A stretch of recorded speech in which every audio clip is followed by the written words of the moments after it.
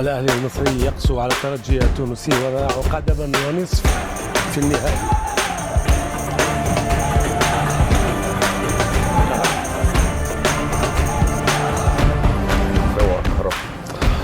وكهرباء إذن يقضيان على الترجي في عقر داره بثلاثية نظيفة. وطبعا شاهدنا اليوم نسخة ربما الأسوأ للترجي في مشاركاته الإفريقية، ويتلقى نتيجة ثقيلة على أرض ملعبه رغم أن هناك غيابات بالجملة. كابتن طارق، إذن كان متوقعا أن يخسر ربما الترجي أو أن لا يؤدي، لكن الطريقة التي قدمها اليوم والأداء والتغييرات وحتى الحماسة والروح لم تكن حاضرة عند الترجي. والله أنا شو نقول لك، ما نلومش على اللاعبين، ما نلومش عليهم اللاعبين، لأن ما جاوش وحدهم اللاعبين، قاموا بانتداب. لأن في الترجي اليوم هذه نتيجة حتمية، نتيجة حتمية باش نوصل ومنطقية يعني. أي نتيجة منطقية. الأهلي ما سرقش، قدم مباراة الأهلي تمارين بالنسبة للشوط الثاني، تمارين الأهلي نتيجة حتمية وصلنا لها. لأن مشكلة الترجي هي هناك عشوائية، عنده تو 3 أو 4 مواسم عشوائية في الانتدابات، عشوائية في الاختيارات، عشوائية في انتداب المدربين، وهذه مشكلة كبيرة. وصلنا يعني إلى نسخة أسوأ نسخة في تاريخ الترجي، أسوأ نسخة في تاريخ الترجي. والسبب فيه هو أن عندنا مسؤولين مش فاهمين كورة، ورغم هذا قوموا بالانتدابات، ما يعرفوش كورة. لماذا ما يعرفوش كورة؟ على 10 15 لاعب ينجحش لاعب. يعني من ينتدب باللاعبين؟ من ينتدب باللاعبين؟ عندنا مسؤولين هم ينتدبوا باللاعبين، والمدرب بطبيعة الحال السنة هذه المدرب والمسؤولين. على 15 ينجحش لاعب، على 10 ينجحش لاعب، يعني أموال طائلة مشات، ولهذا وصلنا إلى وهذه النتيجة حتمية ومنتظرة. لكن اليوم فضيحة بالنسبة للترجي، فضيحة بصراحة. أولا كما قلت لك المسؤولين لازم يراجعوا أنفسهم، ولازم رئيس النادي يراجع اليوم، لازم ينقذ الفريق. وقتاش ينقذ الفريق؟ أنه يغير المسؤولين هذم اللي تسبوا في النتيجة هذه. هي ثورة في النادي، لازم ثورة في النادي. اليوم الترجي خسر 3-0 ضد الأهلي. الأهلي التمارين اليوم بالنسبة للأهلي خصوصا في الشوط الثاني كان ممكن النتيجة تمشي بداية بهذا الهدف، 4 و5 أهداف. الترجي يشتغل بدون برمجة، فماش برنامج في الترجي، انتدابات عشوائية، والمسؤولين ورغم هذا المسؤولين اللي ينتدبوا ما زالوا موجودين، عندهم سنوات عديدة وما زالوا موجودين، وهذا خطأ فادح. حان الوقت إذن، مش حان الوقت، المفروض هذول المسؤولين هذوما يغادروا الترجي وحدهم ويستقيلوا. نعم، بالنسبة للترجي، لأنه أضروا بالترجي وسمعة الترجي وتاريخ الترجي. نعم. اليوم رئيس النادي خسر أموال طائلة، والترجي خسرت أموال طائلة، وما زلنا ننتظروا في نتيجة إيجابية. لا، ما تجيش نتيجة إيجابية، لأن أنا كما قلت لك ولا لوم على أي لاعب، لأن اللاعبين هذوما ما عندهمش مكانهم في أي فريق، هذوما أضعف نسخة للترجي الرياضي التونسي. بالنسبة للمدرب، بالنسبة لي أنا، الترجي هو اللي أحيا المدرب هذا، واليوم الترجي تفن المدرب هذا، تفن كرويا المدرب هذا، لأنه المدرب هذايا أساء للترجي الموسم هذا بالانتدابات، ويخرج تصريحاته كان كلها عشوائية. في أول موسم يقول عندي في كل مركز عندي 3 لاعبين.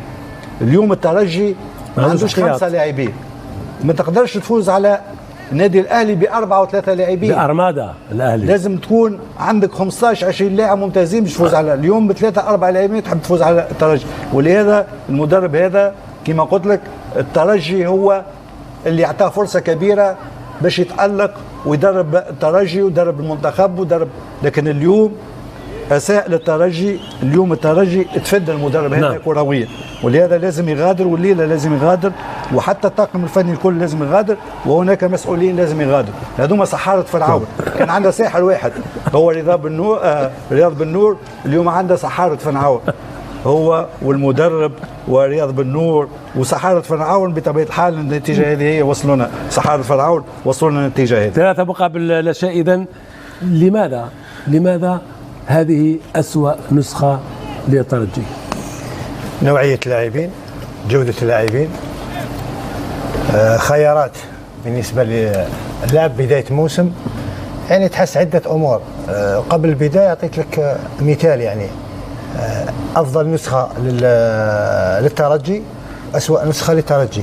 في بدايه الاستوديو قلت لك يعني لو تكلمنا على تشكيله، نعطيك مثال معين شعباني. نعم. نظن أن أفضل مرحلة أو أفضل وقت اللي كان الترجي في أحسن أحواله ويسيطر على المنافسة الإفريقية كانت مع معين شعباني لو لم أخطأ. لكن كان عنده لاعبين أيضا. لكن لاعبين، شوف جودة لاعبين، جودة لاعبين أيضا تصنع الفارق.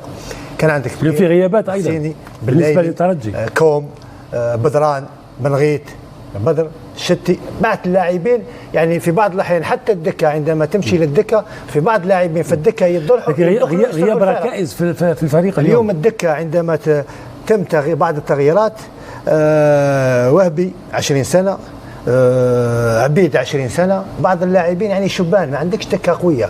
وحتى من حيث اللعب، من حيث الأداء في المستوى، عندما تشوف اليوم مباراة اليوم خاصة الشوط الأول وحتى الشوط الثاني، الشوط الثاني مثل ما قلت لك يعني سيروا المباراة الأهم عملوه في الشوط الأول، الشوط الثاني تحسن الفريق ينتظر، واقف جيدا، منتشر جيدا، ويلعب على المرتدات.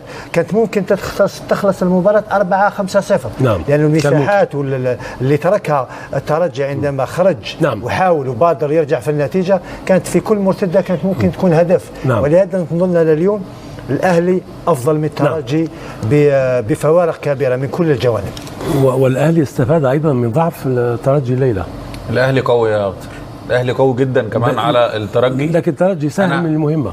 أنا هتفق مع الكابتن طارق ورفيق في الكلام اللي قالوه على نسخة الترجي، هي فعلا الأضعف، وأنا ما شفتش الترجي أضعف من كده، ولكن الأهلي قوي، الأهلي واقف في الملعب بشكل ممتاز، الأهلي معاه مدرب ممتاز، مدرب جيد جدا، قادر إن هو يخرج أفضل ما عند اللاعبين، قادر إن هو يستغل الثغرات اللي عند المنافسين، قادر إن هو يستغل كل الأخطاء اللي بتتاح قدام لعيبة النادي الأهلي، ويخرج من عند لعيبة النادي الأهلي افضل ما عندهم.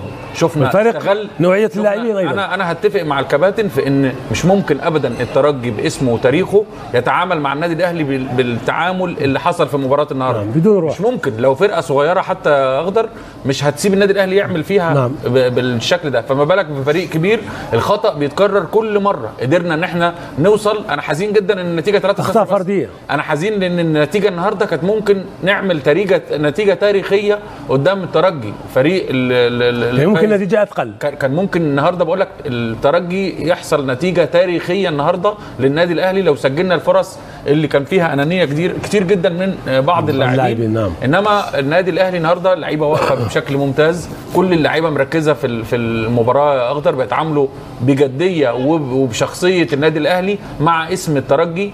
قدرنا ان احنا ننفذ طريقه المدرب في الوصول لمرمى الترجي اكتر من مره، استغلنا لنا الاخطاء بشكل كويس جدا.